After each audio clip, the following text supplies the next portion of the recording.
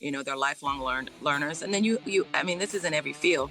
You're going to have the colleague that I've done it this way since 1965, and I'm going to keep doing it this way. And there's not really anything you're going to do or say that's going to change my mind on this.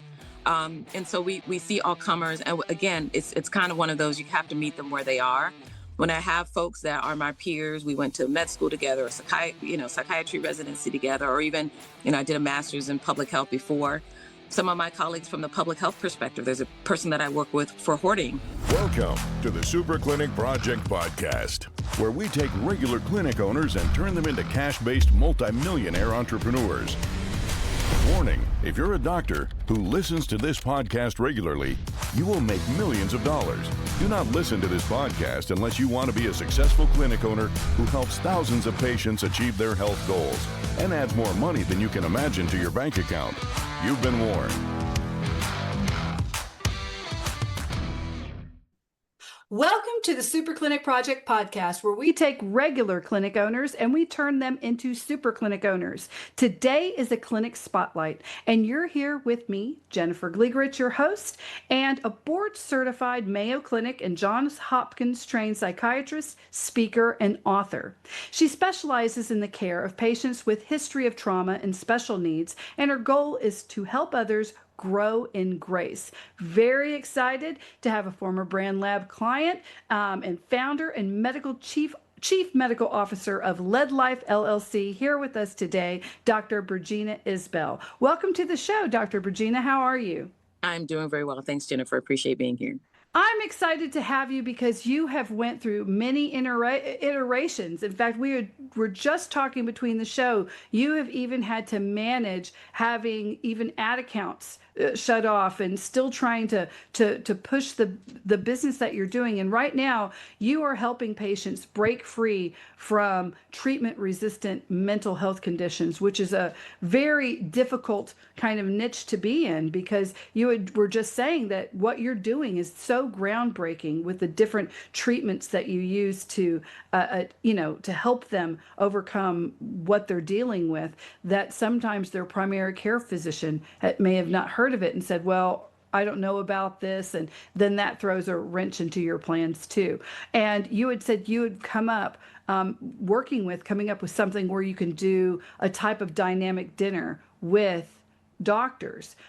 So tell us first a little bit about what you do and how that's going. Yeah. So we help people one step at a time, providing them mental health guidance. That's why it's Lead Life.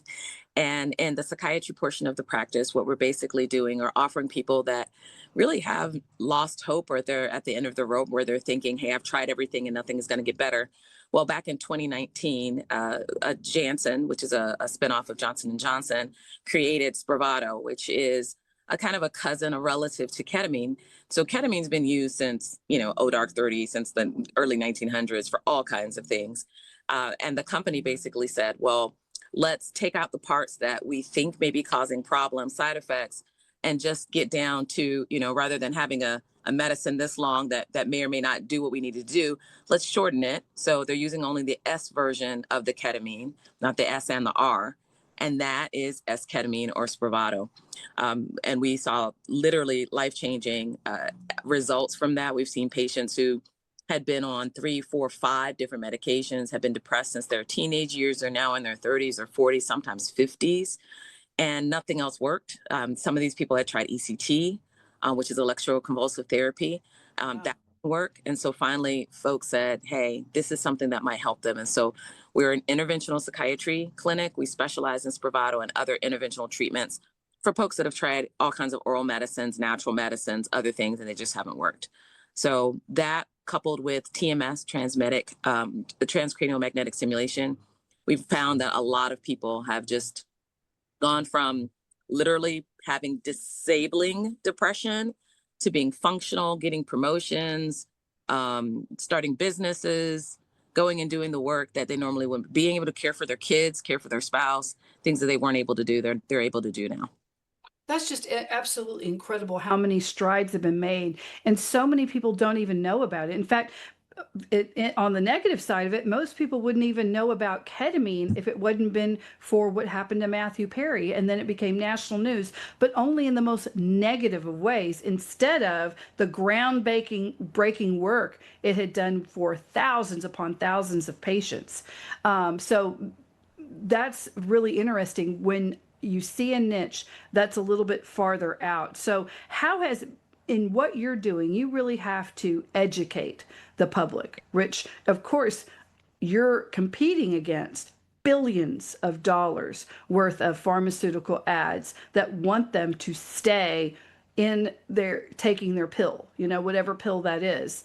And so you're providing something outside of that. How have you found that to be getting that education out to your patient population? Well, we go to our patients, and also now we're starting to talk with providers, where we're basically asking them for the barriers. And then Mhm. we're kind of trying to stick with our message. And we're just tweaking the message based on the audience that we're getting. So if we're finding parents who are concerned about starting their child on something because, all they know are antidepressants, then we're educating the parent, right? So we're either using material from the company. Oftentimes it's myself going on whatever social media platform that's going to appeal. So if it's a parent, I'm usually going on a Facebook or IG. Excuse me. If I'm trying to appeal to, the younger folks, we have a lot of college students, then I'm going to TikTok. And these aren't places that I'm usually the most comfortable. So what I usually will share with other folks that I supervise or other business owners that I consult with is you often have to break through your comfort zone first. Because if others see that you're uncomfortable with the material, that you're uncomfortable talking about the material, they're going to be it's going to be very evident, very transparent that you either don't know what you're talking about or you don't believe in what you're talking about. So Mhm. get through your own things first and then find out where you can meet the patient and then go there. I was not a TikTok person, but now I found that I will even do sometimes spontaneous videos in the middle of the day in between patients to talk about things that patients bring up. Right. Obviously, all confidential for the patient's perspective. But I even do this little skit thing called Miss Flabeats, because usually it's a compilation of patient experiences that I've had as either a therapist or psychiatrist. And I kind of make fun of them and make light of it. But I find that that's a great way to educate because people like laughing, they like comedy, Yeah. but it can be incredibly educational as well.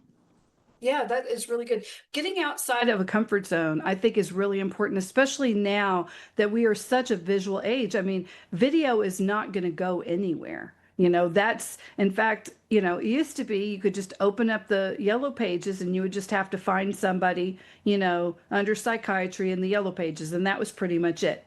Right now, the whole world is bombarding us. And so, to get through the noise, the only way you can do it for education is to get very specific. You're talking very specifically to a specific type of person that you can help. And then that is what burns through the noise, making sure you're able to do that. But you were very smart. I want y'all to listen to what Bergina just said. Where are they at?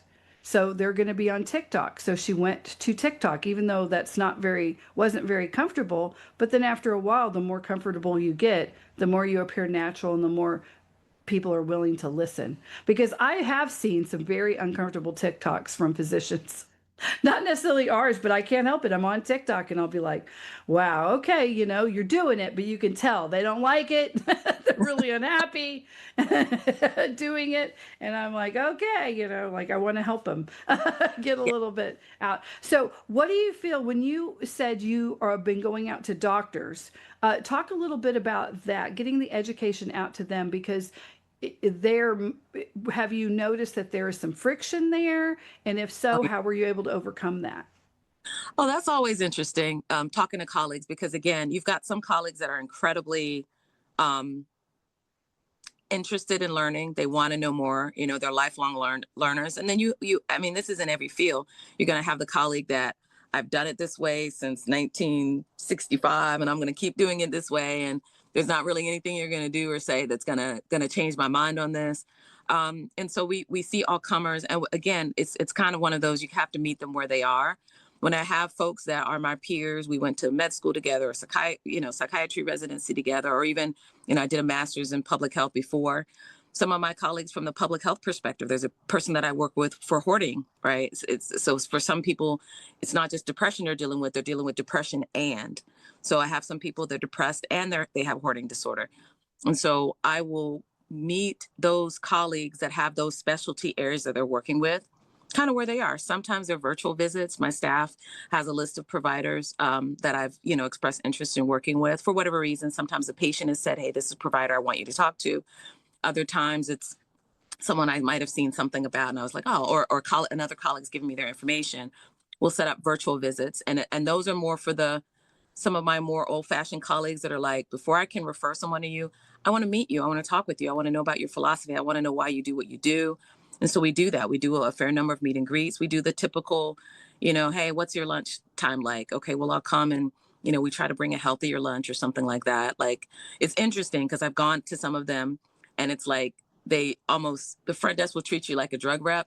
And I'm like, I'm not a pharmaceutical rep. I don't work for Janssen. I don't work for Johnson & Johnson. That's funny because I was a pharmaceutical rep for Lincare, and it was just, they were all, the front desk was so hard to get through because half of them, it's a moneymaker for them. What can they get from the reps? And they have their own, their own thing. Like, what are you going to feed us? What goodie do you have? And we were really getting hit hard then with the Stark, and there were some reps that were still doing, like, I'm not going to tell you when, but I had a doctor go, see that truck? The so-and-so bought me that truck. What are you going to get me? Whoa. Very out in the open. And of course, this was rural Oklahoma, but I was like, I can't compete with that, but we're the only people that have liquid O2. So at the time I was carrying a very good product, right? So we had liquid oxygen, which meant if their electricity went out, if they couldn't get someone enough to clean out the concentrator, if they couldn't afford the electricity of a concentrator, if they needed to be more mobile, then that was definitely the answer for them, right? But I got to tell you, it was tough when you get, the hands out first. What are you going to give me? And I'm going to save your patience. That's what I'm going to give you. Part where I would have to say to my front desk, and we work as a team, and your front desk is an extension of you. So first you have to make sure you got a good front desk, they're really willing to learn just like anyone else. And then also that they can say, no, let me explain something to you. This is Dr. Bergina. She's not coming as a representative of XYZ medicine, and she's not a pharmaceutical representative. She's not a drug rep. We're bringing you something because this is a part of our brand and what we do. One of the things, our 3R, the third R is that we want to help you restore your life, right? We want to help you get back to living the way that you used to. And we talk about the lifestyle medicine, which is a new specialty within medicine. Not everybody knows what it is, but we talk about the things that help you have a healthy lifestyle. And that includes healthy nutrition. So no, I'm not bringing you your typical, whatever it is that other people might have brought you. I'm bringing you wraps and salad or something healthy to make the point that when your patients come to my office, this is what I'm talking about eating. This is how I'm talking about, what they need to do. Instead of just only relying on the one medicine, it's a package. It's a process that we're going to be teaching them. Like, this is our signature process, and we need you to understand what it is. So there's an education either from the front, which is Dr. Bergina wants to come and meet with you virtually or in person. And no, she's not, I may come and I haven't brought anything except some information. That doesn't make the information less valuable. So the education process starts from the first phone call. Yeah, I think it is different when you're doctor to doctor and you're like, I really want to meet the doctor because we have patients that we might want to refer, or maybe you have patients that we can help, and we're just here to help the patients. That's a very different type of conversation, but it's also so mutually beneficial. Have you found that meeting the other doctors, what aha moments have other doctors given you that you've went, oh, I'm so glad I did this, or I didn't know this was going on, or whatever? Well, believe it or it's so funny you say that, because we're literally re-updating our website, and we're adding a video, and we're adding some testimonials. And I had seen another site that all their testimonials were from other colleagues, not patients. And so we're having testimonials from patients and from colleagues. And one of the testimonials I got was actually from a provider that I had met. Wasn't expecting it, wasn't asking for it, but he was just like, I'm going to tell my other colleagues about you, and I'm going to tell other people about you. And he said, this is so innovative. I've never heard anything like it. It was a pleasure to meet you. And I can tell that it's a joy to work with you. And so what he shared, I was like, do you mind if I share that? He was like, absolutely. And so one of the things that he shared is actually going to be one of the testimonials that we're going to have on our website, because I just wouldn't have expected that someone would say something so kind about the work that we're doing, just from me presenting the idea and just sharing the perspective and how different it is from other clinics' perspective. He was kind of blown away and gave me a mini testimonial right there on the spot. See, that's amazing. And really, it is about the energy that you bring out there when you can really geek out about what you do. And you're very centered in your path of purpose, what your divine purpose is on the planet for you and for your clinic. And you're able to get that. We work with clients a lot. What is the purpose? Like, what is your purpose? And Hmm. why are you in a service-based industry? Well, it's obviously to help people. And what are you wanting to help people with? And when you can really get into that circle of your power of this is why I'm here, then it really is powerful and people pick up on it and they like it, And they feel because like, yes, yes, absolutely. So now that you talked a little bit to me before, but talk a little bit about the pivots that you've made in business, the entrepreneur that is Bergina. yeah. Tell a little bit about that. So we've had three organizations that we've worked with over the past 15 years. Because when I first, I did not want to do entrepreneurship. That was not on my mind at all. But then I found out that, I just wasn't doing myself, my patients, my family a service. And that's really how I kind of fell into entrepreneurship. But, I tell people this story all the time. I was at the office in corporate. I was seeing a patient. The knock was on the door. We both kind of gave each other the look. When the nurse came in, she had the look, which was, we all three knew what it was. My son's school was calling to say he was having a hard time. My son is on the autism spectrum. And then I needed to come pick him up. And that's just how it was back then, where they wouldn't necessarily do behavioral interventions or things like that. Your kid's freaking out. You got to come get him. Right. I worked in DC, and like the heart of DC, and lived in PG County. So if anybody knows what that commute's like, it's a good hour to hour and a half. I was getting that phone call about 2 times a week. I worked at different clinics, so not everybody saw, but by this time it had happened so much that this was a clinic, this patient had already been rescheduled. And I was just like, I can't keep doing this. So on the way home, I remember calling my husband and saying, we got to figure something out where I can reduce my hours here. We can live off of less, and we can, I can be home more to kind of serve him, at least be in the vicinity. And my husband's in medical school at the time. So that was the first pivot, was that mindset shift that if I'm going to be able to be the parent that I want to be and take care of patients fully, I got to make a difference. I can't stay in corporate and do that. And my first shift was going into locums. So I became an entrepreneur on December the 15th, 2015, long before telehealth was popular, because my patients were all in rural Minnesota, in rural areas of California, Nevada, and Michigan. And so basically I was doing telehealth back in that time when it wasn't sexy. And insurance wasn't quite sure what it was, whether or not they should reimburse it or not. So that was the first pivot. The second one was meeting a coach who basically said, you should be a mental health coach. And I thought, that's not really what I want to do. So I tried that, and it didn't quite work out the way that I wanted, but it did shift my perspective, because I thought, I can start doing the consulting and bridge the consulting from, the medical care that we do into the non-medical care, right? So I learned from the School of Hard Knocks how to do that. So by the time I had the opportunity to work with Brand Lab, and I right around the same time, these three things happened. One, I got accepted to the Goldman Sachs 10K SB program. And that taught me a lot about, these are all the things that are the baseline that every entrepreneur goes through. You need to understand your finances. You need to understand mindset. You need to understand, HR and people. All those things came about. And that summer, I think that broadened my mind to be willing to do something like invest with Brand Lab. And then right after that, I was selected to do some work with a company called Entrepreneurs Organization. And I just remember thinking, all of this happening all at the same time, that kind of just prepped the soil. I talk about gardening and mental health gardening a lot, but that prepped the soil for me be able to make the decisions that I needed to be made. make later in life. So that started stretching me and getting me out of my comfort zone. Didn't want to do anything with accounting and finance, but I had to learn how to get the numbers to fit in a way that I could understand them. And then I had to learn about, the marketing, and not just hiring a marketing company, but partnering with the organization that's going to help you really learn how to brand your company the way that you want it to be. And then finally going through that additional entrepreneurs program, which was like Entrepreneurs 201 or 2.0. That really helped me to learn how to just kind of navigate changes, right? Navigate. And we'd already been through the pandemic and everybody knew about pivoting from that perspective. But they were the small pivots that I had to learn how to do. Before the chat, we were talking about the fact that everything that I built up, being able to quadruple our income, literally overnight it stalled. And it stalled because our Facebook and IG campaign got hacked, which meant we couldn't run ads.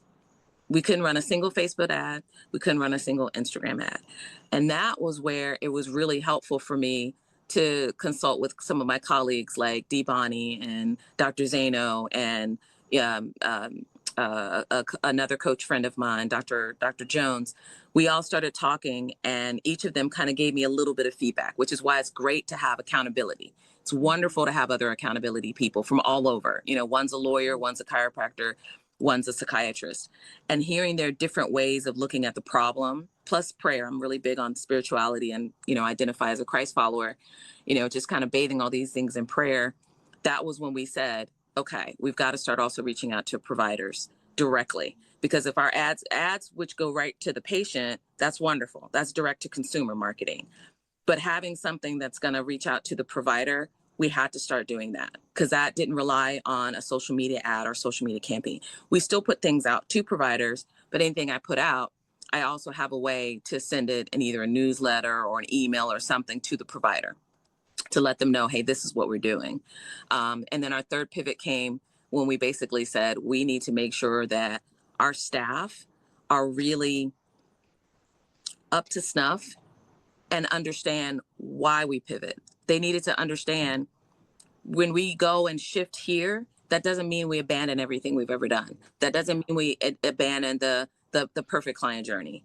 That doesn't mean that we, are no longer doing our tracking. Yeah, we're still tracking. We're still doing our 5 basic things that, we need to do when we're doing videos. They still need to go in alignment. We're either talking about treatment-resistant depression, we're talking about depression with suicidal ideation, we're talking about ways that people can benefit from TMS, or we're talking about something connected to those 3 things, right? So we really only have 3 areas, but whatever we're going to talk about, they're all in alignment there. So even if we have to go from directly communicating with patients to communicating with providers, same message.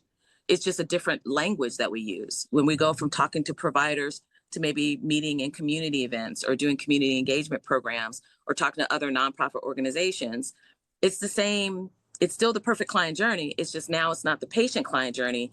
It's the provider journey, or it's the organization journey. We just had to modify it slightly. Same basic message. I use the same email.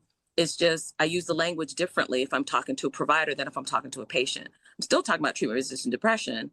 I just may call it TRD with the provider. I may call it difficult to treat depression for the patient. And in the organization, I may just say, it's depression that just doesn't seem to get any better. I'm talking about the same thing. I'm just using slightly different language depending on the audience. Right. I think that's very important for you guys that are listening, is once you get that strategy down, your business plan, your marketing strategy, and you have a clear funnel on what you're doing with, you have your offer. Who are we helping? Who are we serving? Now, how are we serving them? And what are they going to get from it? Then you can change that for the audience that you're talking to, but it's still this exact same thing. And it's very powerful. It shouldn't matter if it does matter, let's face it, if you really have a really strong Facebook IG presence and then, some AI shuts you down and now you've got months of battling AI. Your AI is battling their AI so you can get back up again, which is just ridiculous, right? But you can still take that same thing to lunch with people, to talk with people. You're still going to be tracking those leads. You're still going to be following up with them. You're still going to be nurturing those relationships. Everything, you're still following your plan, and it's a different position of strength. So that's really interesting. You've been able to do that and to be happy with it. So what's the next big thing that you're working on now? I'm glad you asked. So we have a BHAG. We have our values we talk about every morning in our huddle. We have our mission statement, and then we have our BHAG that we share. And our BHAG is to build a retreat center that's going to help at least 6,000 families here in the DMV. And it has a special needs component to it. Again, as I mentioned, I have children with special needs, and we really want to do a lot for the autism community. So we're doing it a little backwards, but we were, looking for land to build out a full service retreat center that we can, treat patients with Spravato and TMS during the day. And then if people, wanted to stay over on the weekend to do a full retreat to go over the mind body things that we talk about, all the supplementary things that go along with the Spravato that we normally don't do during the treatment session, we would have weekend retreats to talk to people about that. So we thought we were going to get the land, build the building, do the retreat center first, and then ease in some retreats that are specifically for the special needs community. Well, an opportunity presented itself right outside of DC, like right in the Mecca between DC, Prince George's County, and a little bit south of Montgomery and Howard County. So it's a very attractive area because it can draw lots of people geographically. This person wanted to do something for the autism community. So we're building that house out first, using the Spravato there initially. That generates the revenue, right? Because there's people always have the purpose projects, but then there's always a passion project, right?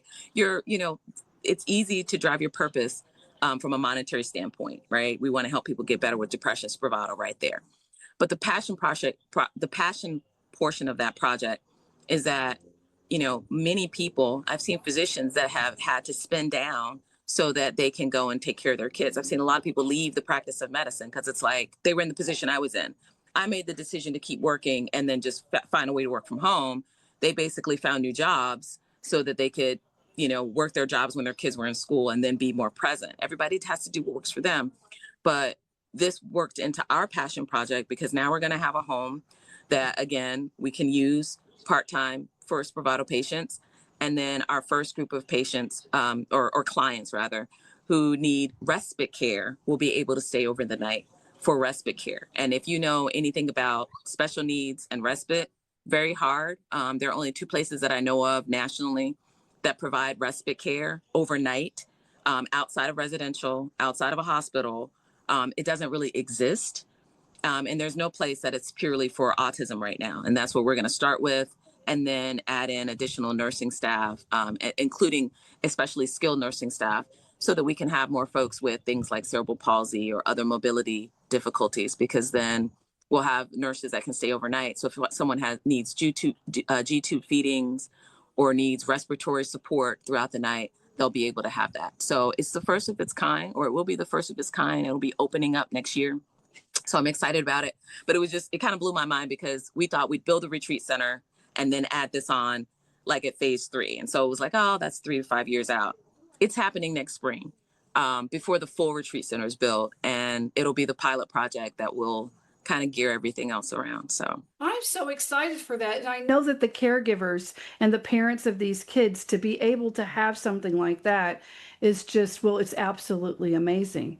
Absolutely amazing. That's just incredible work that you're doing. So if people want to learn more about the work that you're doing, how do they find you? Can you give everybody the website or how they reach out to you, Bergina? we're on most social media platforms as at Led Life Psychiatry. So Instagram, at Led Life Psychiatry, social media, same thing for both TikTok, Instagram, and Facebook. If you're over on LinkedIn, which is where I usually will spend time talking to providers, it's also Led Life Psychiatry. And if anyone wants to reach out to me directly, of course, we've got all types of websites where people can send me messages. Of course, you can send me a DM, that's monitored as well. But the main website is www.ledlifellc.com. And that will link you out to all the other pages that we have. Well, So thank you for I think being here. this week is website week, so it's being restructured for back to school.